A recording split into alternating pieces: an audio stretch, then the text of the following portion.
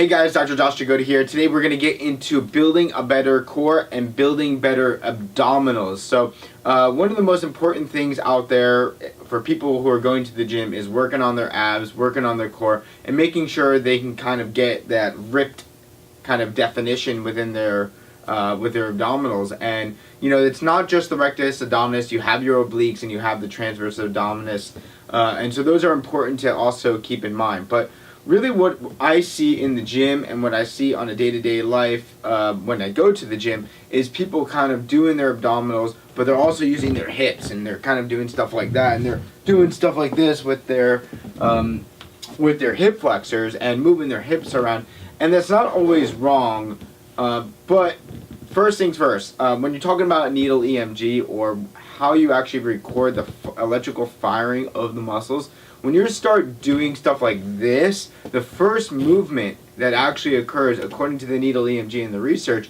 is the actual hip flexor. Number one. Number two is then the abdominals. Okay, so first the hips, then the abdominals. Why am I telling you that? Is because if you have a low back issue, a hip issue, or you sit at a desk all day, things like that, it's going to influence your hip positioning, your pelvic positioning, and possibly put pressure onto your low back. As a result of doing hip flexor type based abs, you're going to be doing hip flexors first. So keep that in mind. It's going to be a hip flexor exercise, not abdominal exercise. Yeah, you will get secondary engagement of the abdominals, but it's not going to be primary.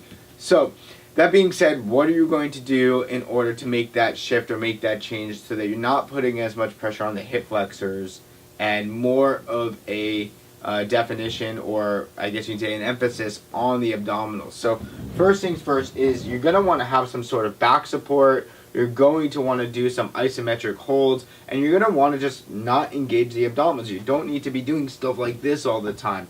So I'm obviously on a ball, and I'm just going to be on here first, and because I'm on a ball, I'm not at, my hips are kind of a little bit more perpendicular to the ground, or sorry, parallel to the ground, so you're not going to see the fact that my hip flexors are engaged. They're not going to be like, now they will engage a little bit as I come up, but if you have a good support system underneath your spine, you're going to take away those hip flexors, and then you can kind of focus on doing an isolated curl. And I can already feel in those 3 abdominal crunches right there, I can feel it a lot more than if I was on my back on the ground and had no back support. So a lot of people think that that back support is going to be bad for you because you're not going to be as strong or something like that, but really you're just being more I guess you could say focus and localize where you're working. And in this case, you're going to be localized on working the abdominals